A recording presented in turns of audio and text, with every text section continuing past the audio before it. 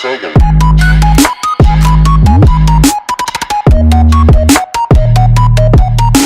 Here is Mr. Brown. First, you. Why do you think discipline is important, and how would you describe discipline?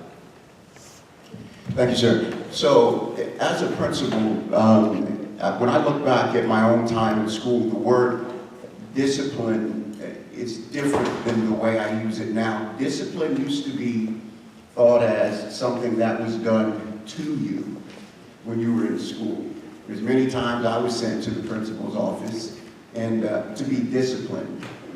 But my mother explained it this way as a young boy, and I still remember this definition. She said, we do not live in a world of chaos. We live in a world of order. And in a place of order, either you learn to control yourself or someone else will have to control you. That is a great definition of discipline. The discipline lessons that I teach our students is that discipline is a gift. It is what you do for yourself. Discipline is the bridge from what you are to what you want to be. All right, thank you very much.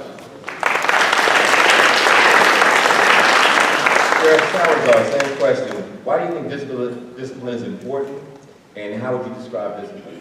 Well, discipline to me used to mean punishment, right? But actually, discipline now, as I understand it, having been through my career, discipline means correction of behavior, one way, shape, or form. Whether it's something external, prompting that correction, or something intrinsic that, okay, you know what, I'm learning from that. Here's what I mean by that. As a kid, I can literally count the number of spankings that I had as a kid on one hand. I never really got spanked. However, one benefit that I do have is that I'm the youngest of 6 kids, by a long shot, okay? So my next oldest sibling to me is 8 years older than me. So when they were in their teenage years, I was in those formative years. So you learn from experience that, okay, if I tell Dad to kiss my A like my sister did, I'm gonna get the fire slapped out of me. You learn from that, and you learn, okay, make a mental note, never say that to Dad. So I observe, and I'm self-disciplined enough based on what I've seen to know that what's going to happen when that takes place. So that's what it means to me. So I wish I was the youngest child, then I wouldn't have to go through all the stuff that I have to go through. If I can count this much beatings in probably 1 week. I can tell you some stories, man. All right. I'm going to let all the panelists answer this particular question. I think this is an important question. So, Mr. Moore, what's your thoughts? Any additional thoughts? Good morning, everyone. How's everybody doing? Good. I'll say this in this quote. Success is not owned, it is rented, and the rent is due every day. Let me repeat that. Success is not owned, it is rented, and the rent is due every day. So it's not a destination, it's your daily actions that you do every single day. If you want to promote a business on social media, you have to be disciplined and put posts and videos on YouTube and Facebook and Pinterest. You have to make those daily actions to achieve your goals. So you have to really keep that in mind every single day. If you want to play basketball, football, be an entrepreneur, it's the daily actions. Lose 5 pounds. It's the daily actions that you take. I'm not going to drink soda. I'm going to choose water, right? And so it's those every single daily actions that really add up to your end goal, your end success. So just keep that in mind, and that's how I look at this one. All right, thank you, Mr. Moore. Coach Irvin, what about you? Any thoughts on how you describe discipline? Absolutely. I'm from South Texas and had a little bit of a different upbringing than a lot. My house was 2 miles down a gravel road, fellas, and I had no neighbors. We had to do a lot. Grew up on a cattle ranch, and my dad always used discipline to kind of teach me that it's to bring you back in alignment with the goal. So whether that's like Sheriff Salazar said, an external person bringing you back in alignment, or internally, because there are a lot of times when, we had to work hard, we had to do certain things, we had to be disciplined in our actions for an unseen, unknown outcome. So many things in our livelihood were outside of our control, whether or not how markets were going to be up, if it was going to rain, if it wasn't. But if we weren't disciplined in our work and put in the work on the front end, there was never even a hope of a return at the end. So I grew up, having to work hard. I grew up having to either be disciplined by my father if I didn't do the things I was supposed to do, and I learned how to discipline myself to be in that alignment for our common goal. Okay, all right, thank you very much.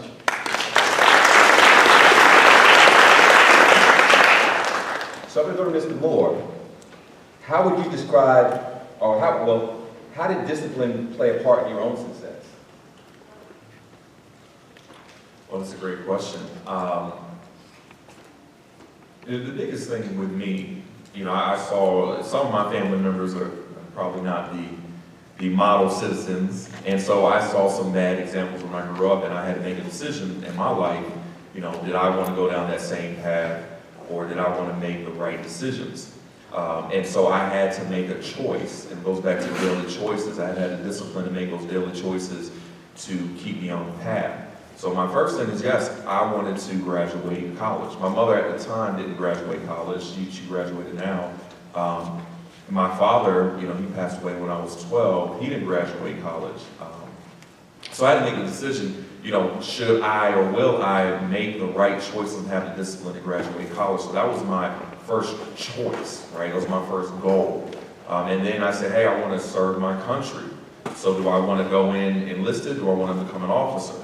Becoming an officer through college and ROTC was extremely hard, balancing everything, but I had to make that choice, so discipline helped me out. And then when I was in the Air Force, I became a special agent, and that's one of the, besides being a pilot in the Air Force, special agent is the top career field. And that was extremely hard, so I had to make disciplined actions and decisions every single day of my career in order for me to have the credentials to even be considered for the career. And then once you're considered and you go through training and stuff, that's a whole nother level. So I didn't look at the end of the day and say, hey, I want to, end up and have my own business. And no, I had to take it day by day, step by step. And it all goes back to the daily actions that I decided to take. Now, I'm not perfect, obviously. I'm not disciplined 100% of the time, but I maintained discipline throughout my life. And because of that, and I'm on the daily grind, especially now, because without me making income, I don't eat, right? So you have to be on a daily income or on daily grind with your business. But so those things keep me focused. When I'm tired, get up. When I don't feel like making a post on social media, just do it anyway, right? So you have to just focus, just do it, not think too much about it, and not sit around and wait too long, because you'll end up procrastinating. So it's those daily decisions that I made each and every day, the folks I chose to hang out with, the podcasts I listened to, all those positive things that go in your mindset that at the end of the day will make you who you are. All right, thank you.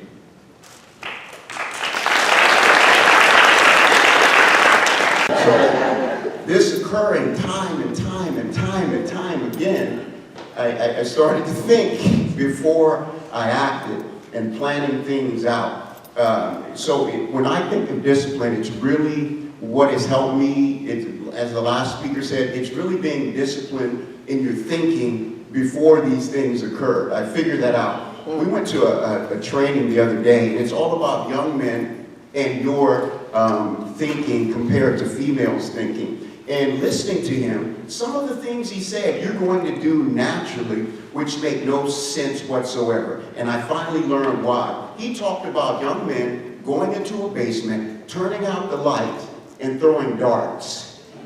That was something fun to them. And then someone got stuck in the eye when the lights were on. So what did they come up with?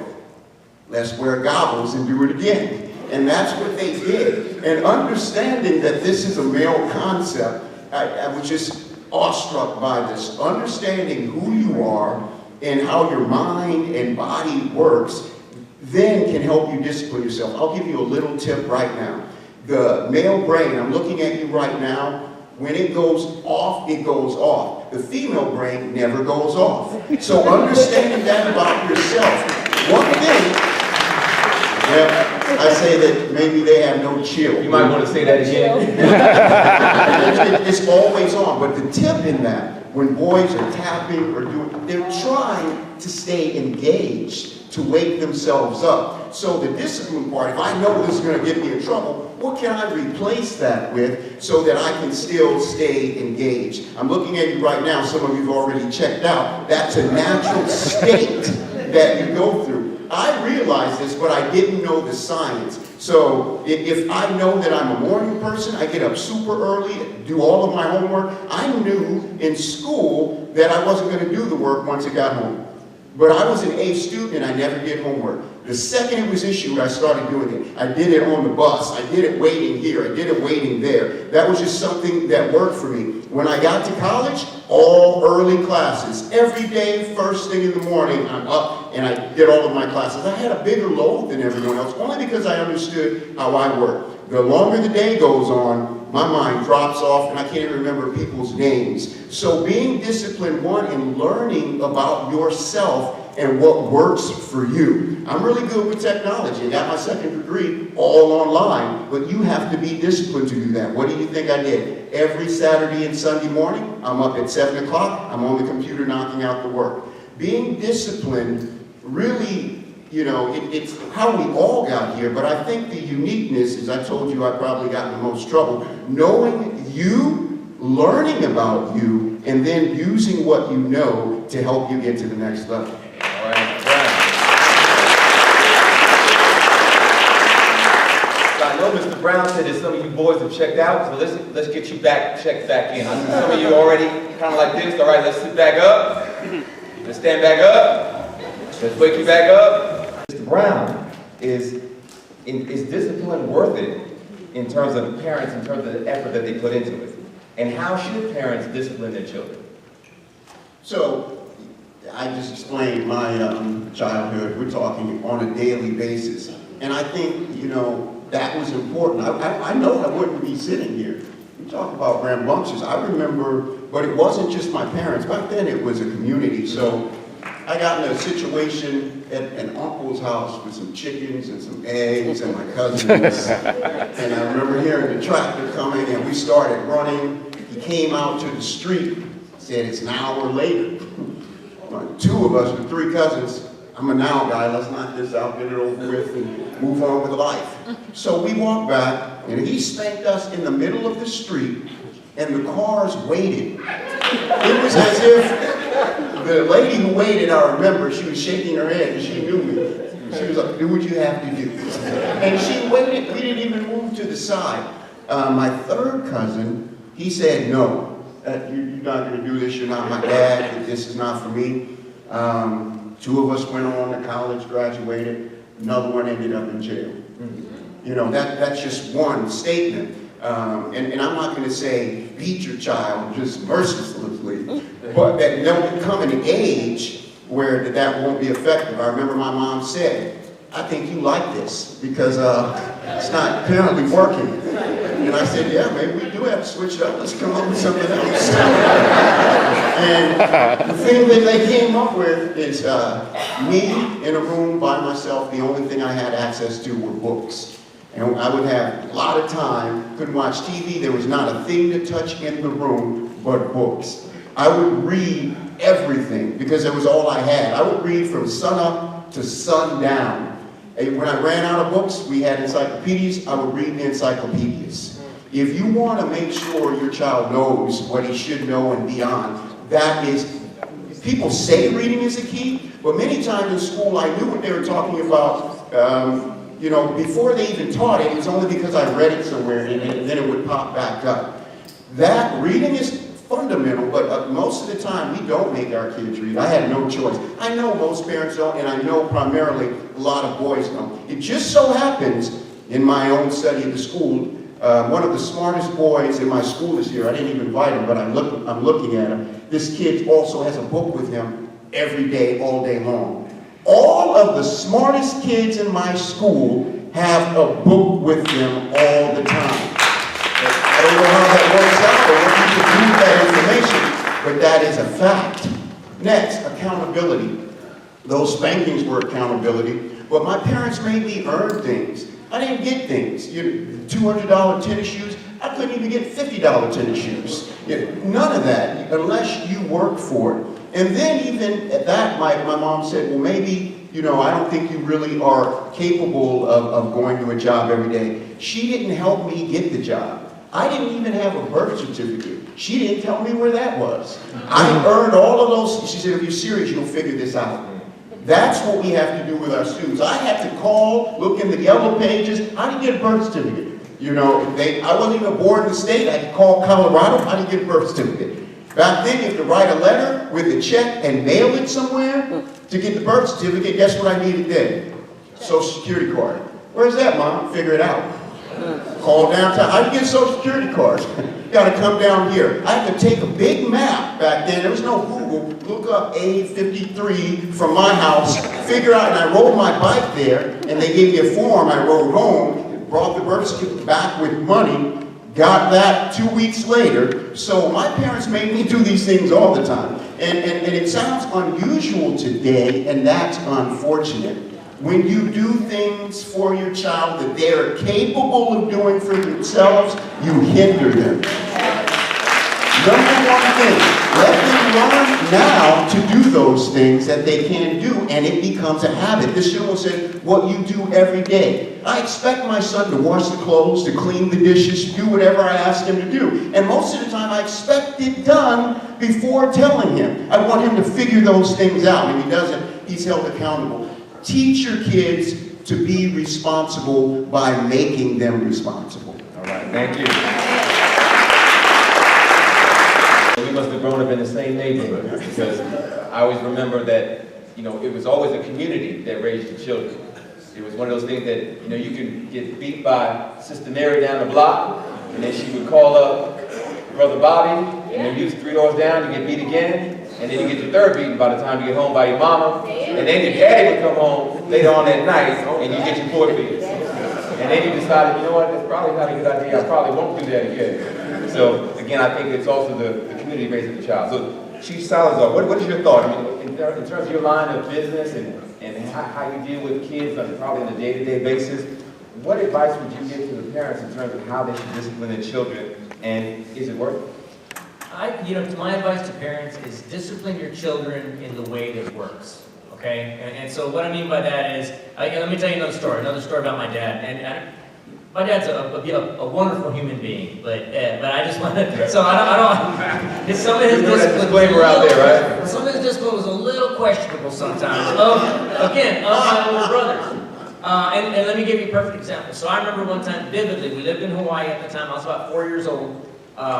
I was out with my parents somewhere, and I don't know where we were, dinner or doing something. Anyway, we came home earlier than we were expected to come home. Well, remember, my brothers were much older. They were knuckleheads, I'll tell you that right now. So we get home, and they're having a party. They're smoking, they're drinking, they got girls there, and my dad about lost it, okay? And so he to this day, I don't recommend this, let me say, I don't recommend this. So he made them, so y'all want to smoke and drink? All right, cool, we're going to smoke and drink. So he went out and bought a box of cheap cigars, made them shoot tequila, right?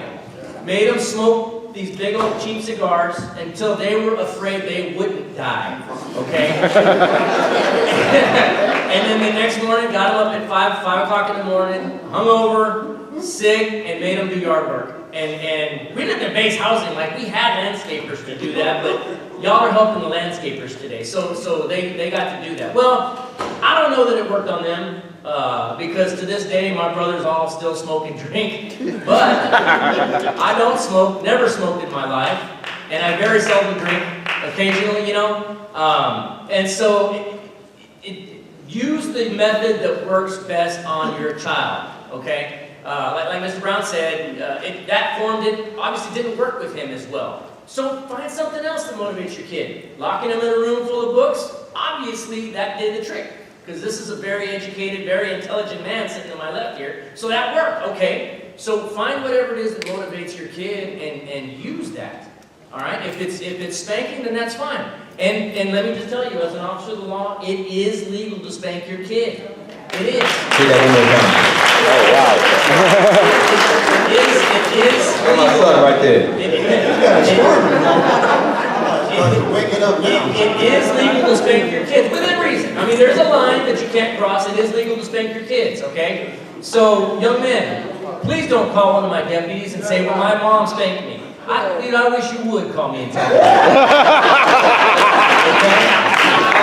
And again, I'm not an advocate, like you shouldn't beat your kids, but there ain't nothing wrong with a little swat on the behind. Remember, I told you I can count on one hand the number of times I got spanked, but I was spanked whenever it was appropriate and whenever it was needed. So that's what I say. Just pick the most appropriate action and utilize that to discipline your children. All right, thank you.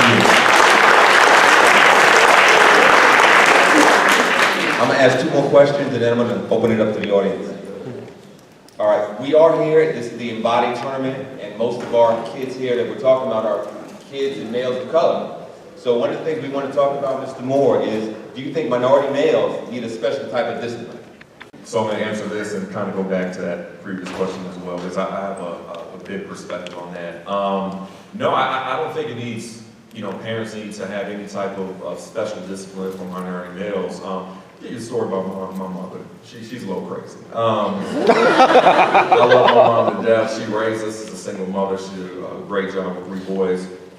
But what I've noticed, and I'm a big reader, and so my big thing is let me learn from experts, and books can't teach you everything, but they can teach you a lot. And so how we were raised was my mom was a huge disciplinarian.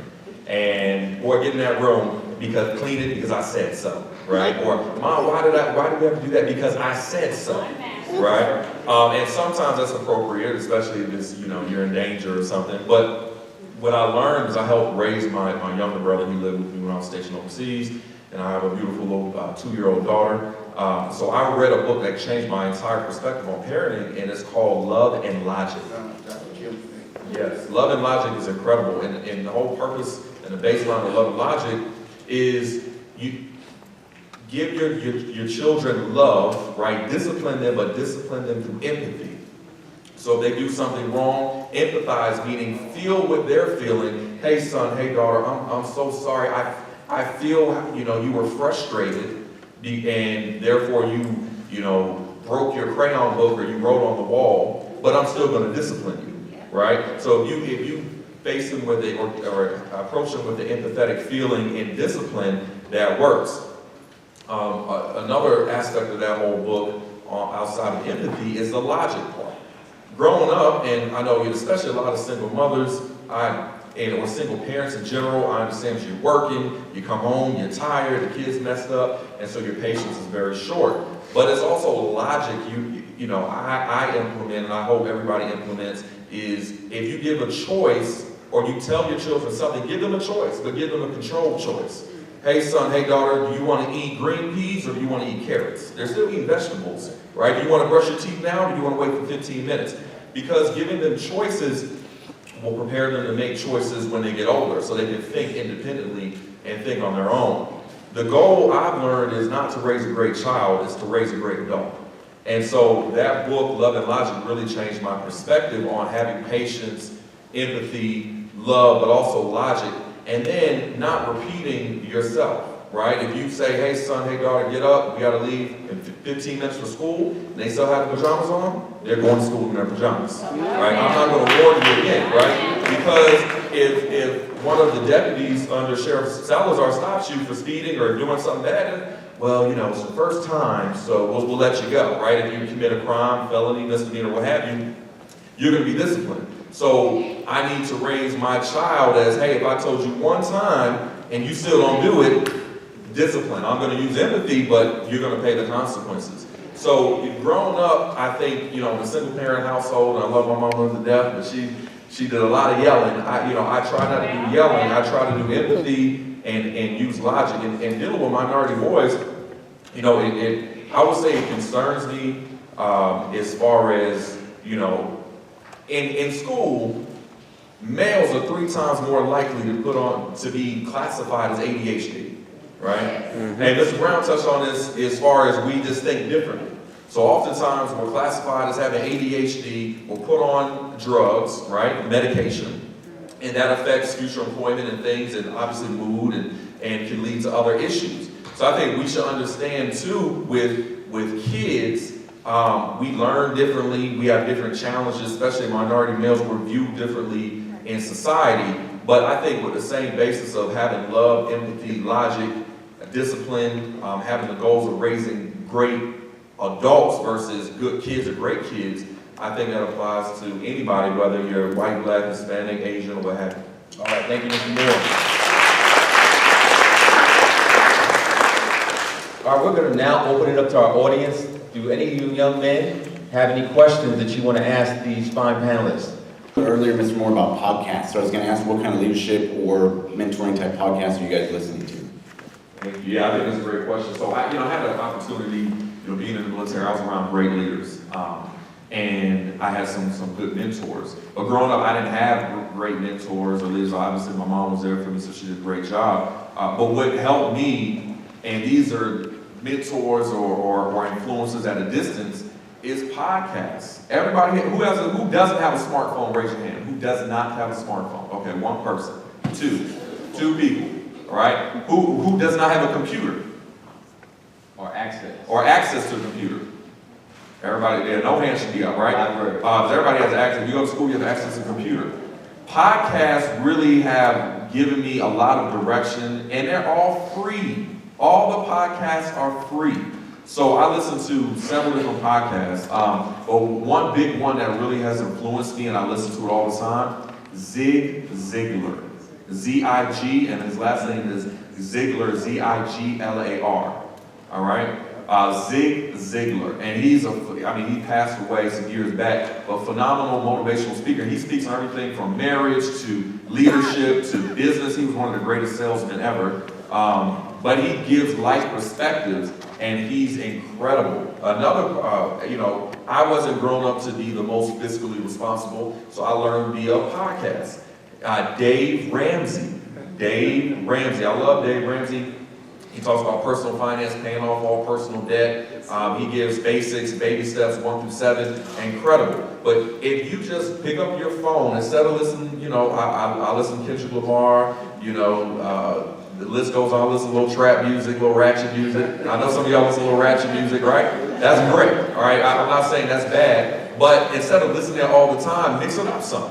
Turn on a podcast. Turn on some educational, motivational things. I don't know if y'all heard about Eric the Hip Hop Preacher, right? You look him up on YouTube. He's motivational, black man, travels across the world motivating kids. You can look him on YouTube. You can listen to his podcast. So when you're riding to school, riding home, when you're chilling at the house, turn on a podcast, let it educate you, and you will grow as a person. Because not all of us have, people we can call and get advice from. But we do via podcast, we do via YouTube. All of that is free, so there's no excuses. If you want some help, type in motivation in YouTube and watch the videos, and you'll be inspired and you'll learn and grow as a young man, young man. We only have young men here, so you'll grow as a man, and that's a big thing. Utilize free resources. All right, thank you. Any other questions? We lined up. Yes, sir. Podcast. Not necessarily how many or who I listen to. There are some guys that I spend a lot of time listening to, whether it's YouTube or podcasts. But guys, figure out what you want to do. Figure out where your shortcomings are when you set these goals, and then make the decision to be different than others, and be bold and chase them. My family. My grandfather and my father had a huge influence on me in a lot of areas. But both of them also had dissolved marriages after 28, 30 years. In my opinion, there is no reason for that. And as I got into my relationship with my wife, and we started talking about families, one of the biggest things that I did not want to do is follow in that generational pattern of failed relationships. So when I started off in Seattle, in my first 3 years, I had some great mentors who offered an opportunity for me. Trent Dilfer, Matt Hasselbeck, Sean Alexander, some of these guys who said, hey, we have a couple study every Monday night. You need to come. I was like, well, I'm single. Emily's on the other side of the country. They said, well, do you desire to be married? I said, I do. And so they brought me in, and I was the only single guy there for 3 years. while all my other single buddies were out, you know, living it up, I had this fear in the back of my head that at some point in time I want to be a phenomenal husband and a phenomenal father, and I want it to be lasting, and I want to change my family's course. So for 3 years on Monday nights, I sat in their living rooms and I listened to couples who I respected be really, really real and teach me. It was 3 years of the best premarital counseling I could have ever had. And since then, Dr. Tony Evans, Tony Bach, some guys who have really helped shape me for the things that I want to do. I'm a football coach, but first and foremost, I want to lead my family as a man of faith. So I'm stepping out.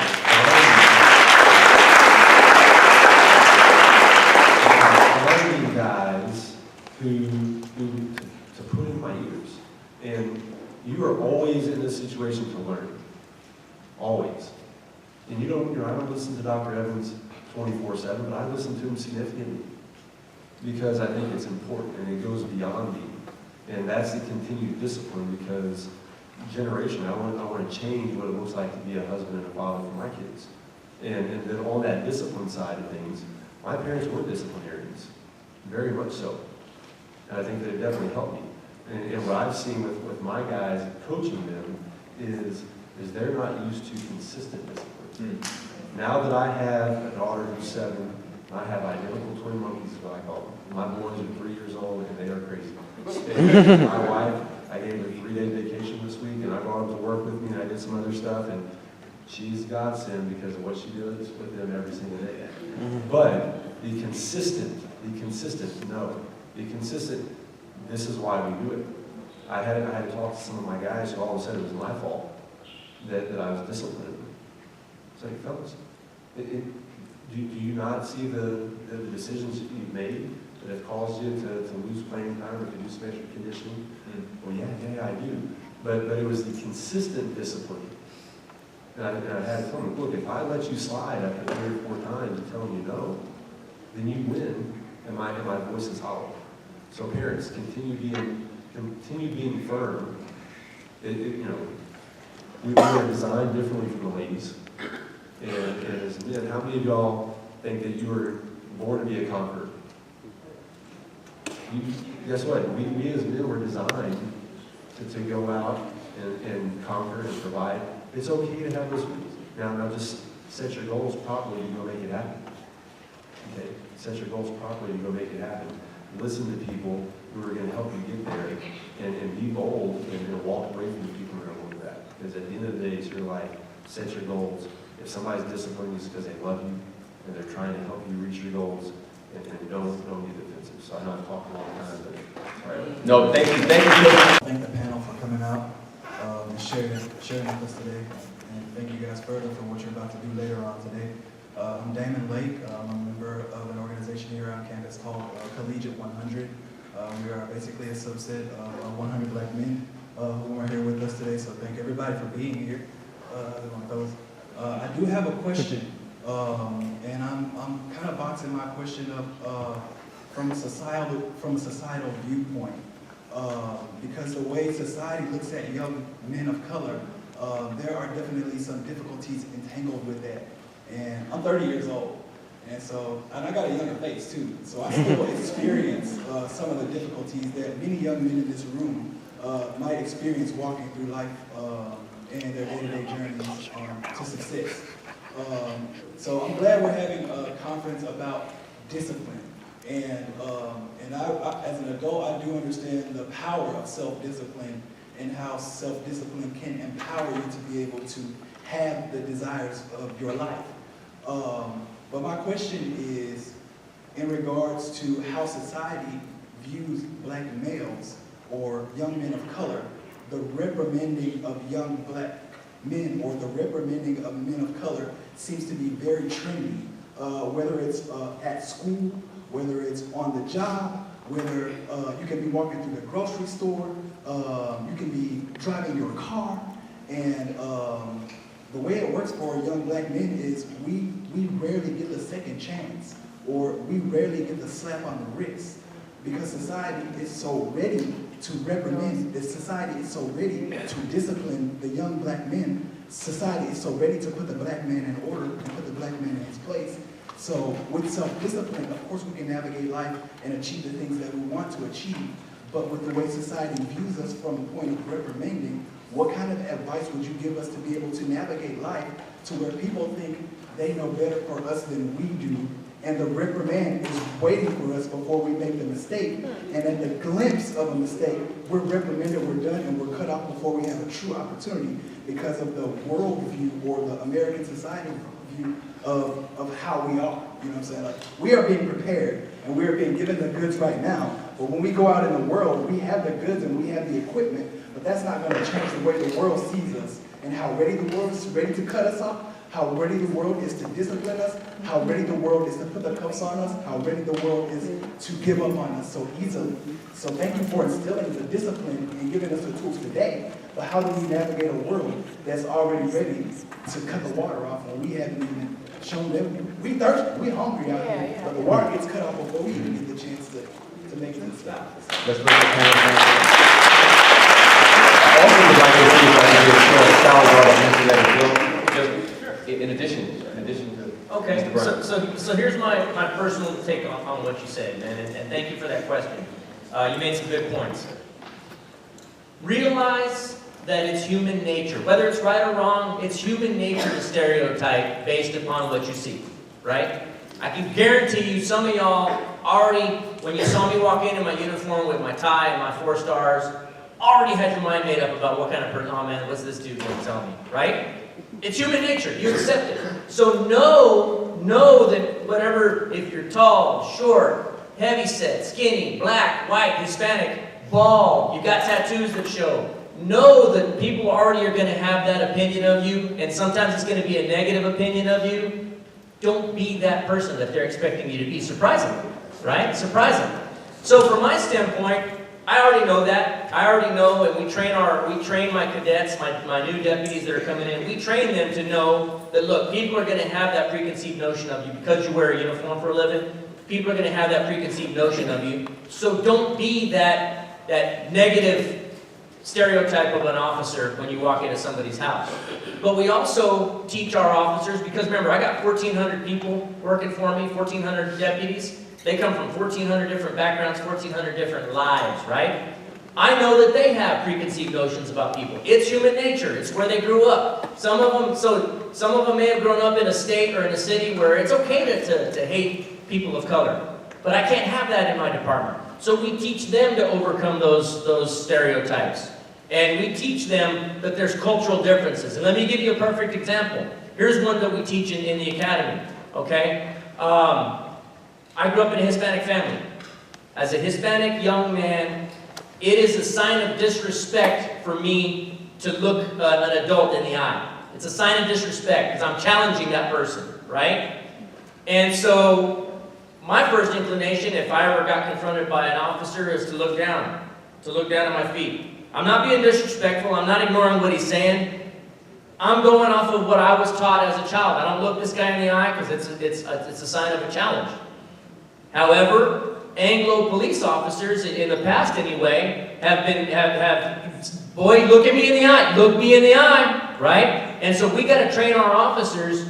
Yes, you come from a certain set of cultural beliefs that ask you to do something, but understand that the person you're dealing with may not have those same cultural beliefs. So understand that if he's not looking you in the eye, he's being respectful. You're taking it as a sign of disrespect. So we're also teaching our officers to overcome those preconceived notions that they've just been taught over the years. It's not their fault. It's not just to make them a bad person, but we have to teach people to be more tolerant of other cultures is what I'm getting at. So understand that where people are coming from may not be the same upbringing that you did, but again, surprise them.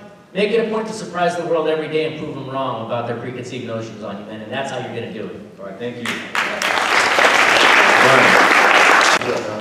Salazar, one of the things you were saying that, you know, I've been stopped by the police times. The first time the police were called on me, I was in 5th grade. I was the only black kid in school. I stayed there all week. Kids called me every name all day. My dad said, you know, you'll make friends by the end of the week. You heard that before. Didn't work that way. In fact, I got pushed down, my pants were cut, I'm bleeding. The teacher was standing there, I looked at her, she walked away. So the kid came and pushed me like this. And this was Friday. I snapped, lost it, beat this kid, just pummeled him. They called the police on me and my dad. That was the first time. My dad and I had to talk about that and self-control and discipline, like we talked about before. That was on me, I get that. Then there'll be times in college, I'm at a party. Everybody's at the party. You could say wrong place, wrong time, but somebody started shooting. Wasn't me, don't own a gun. But what do you do when people start shooting? Everybody runs. I just happened to be the fastest, so I was out the door first. Police came after me. You know, I'm on the ground with my hands like this on my knees in my own college. You know, I didn't do anything, but that happened. Third time, I'm actually a teacher in the Edgewood School District. Got a break, let me run to Wendy's, get some lunch. Got a hamburger, please stop me. On the way back in, I park the car, he gets out with his gun, he tells me to get out with my hands up. I do as I'm asked, get up, he told me, drop the bag, that's my lunch. I dropped the bag, you know, get on the car, we haven't talked. He said, oh, it was someone else. I can't control any of those things. There's nothing I could do. I was doing what I should have been doing, except in that first case, each of those times. And you know, I've been stopped sometimes speeding and even let go. So what I'm saying is I can't control this. What I can do is control me being the best me I can be. I don't fear what's going to happen to me in the world. When God calls me home, God calls me home. And in between and now and then, I'm going to enjoy life, pursue goals, and be the best that I can be. When you live with that fear or worry or thought about what other people are going to do to you or thinking about you, you're missing out on something. That's right. You should be the best you can be at all times. What happens after that happens after that. I'll be honest with you. I can't control things. Officer Sellers can't control all of his officers. That's a fact. Cannot. We don't know what will happen when we walk outside of this door. But when we talk about you being in control of you, you can. Each time I was addressed by I did the same thing. I just did what I was told. You know, put my hands up. And it was even another time in New Orleans. IU Classic. It was an unmarked car. I'm at a stoplight. I didn't know it was a marked car, and he was honking and honking and honking. And I remember there was nowhere I can go. It was traffic. So I threw my hand up like this. Next thing you know, he put that little light on. And then it pulled me over. Get out the car. And we all got out the car. Did what I was told. Several times. So in my life, I thought that was natural. Because it happens all the time.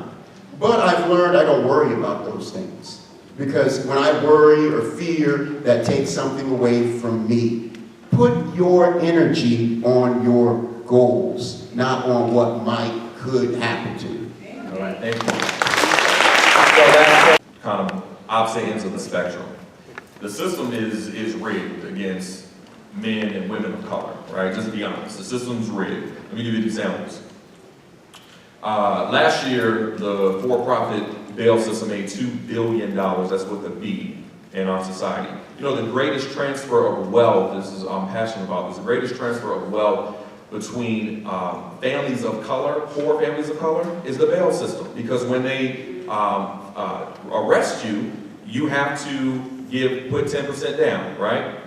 So oftentimes families are mortgaging their houses, they're selling cars, they set you up for a payment plan, so you're paying for years and years to come. So they're making money off of that. We have private prisons that have incentives to arrest folks, and their incentives are because they make money from it, right? Pre-trial confinement. Well, the stats say that the longer you're in prison, the higher you are for have recidivism rates, meaning you will go back to prison, right? If it's not a serious crime as murder or what have you, why are you sitting in prison, right?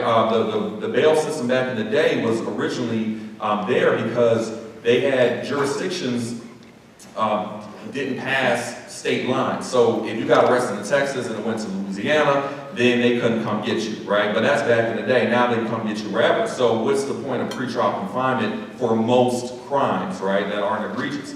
So the system is definitely stacked against you. But that goes back to what Mr. Brown said, Sheriff Salazar said. It's about branding. How do you want to brand yourself? How do people look at you when you walk down the street? Are you sagging skinny jeans? You got tattoos on your neck? You have dreads and gold teeth? Granted, I understand, hey, it's all about personal expression. If that's how you choose to express yourself, cool. But understand how you're branding yourself, one, and then two, how people are looking at you, right? I mean, let's keep it real. I'm mostly around black folks. I hear we even say, look at that. You know, I mean, we make snap judgments. So you have to understand, people are going to make snap judgments when they see you dress a certain way. You can express yourself. You can wear whatever you want. Right? We can't change our criminal justice system overnight, but you can control your actions, you can control how you brand yourself. If you went into a soul food restaurant and you were about to sit down and eat and you saw 2 cockroaches rolling across the table, would you stay? Would you eat? No, right? That's bad branding, right? They could have the most delicious food in the world. Right, I love Mrs. Kitchens too. So if anybody works there, give me some free food. But it's bad branding, right? Because you saw something and you don't even want to taste the food because if you already saw that turned you off. Understand if people see you a certain light, you might be the smartest person, the sweetest person. You might be a love of Christ and so on and so forth. But they are going to judge you on how you present yourself. So keep that in mind. All right. Here, we're going to ask our panelists, if we can have our panelists join the audience, we're going to take a group photo. And so we're going to need to shrink in. Gentlemen, if we can have you join the photo. All right.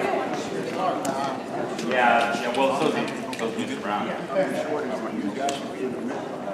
It's okay, my mom was 5 foot tall, so, you know. And I'm the shortest one in the family. Okay, everybody's looking at me. 1, 2, 3, 4, 5, 6, 7, 8. That way nobody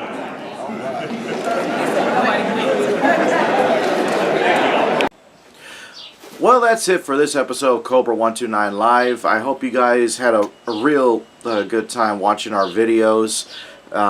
This episode, or this show, was dedicated to St. Philip's College to showcase the empowerment and information that they transfer all to the young people around the east side that came to this conference, and for you to get information on what it's like to empower yourself and be and make decisions based on your own success. So if you like videos like this showcase, or if you like what we're actually showing right now, please give us comments below in our description area, and please don't forget to subscribe and like. It helps us out a great deal, and we love putting videos out like this for you guys. So if you have a business, organization, or a local event that's happening in your area, tell us about it. We would love to showcase it on our show on our next episode. So as always, I'm Ray Padilla signing off, and I'll see you in the next video.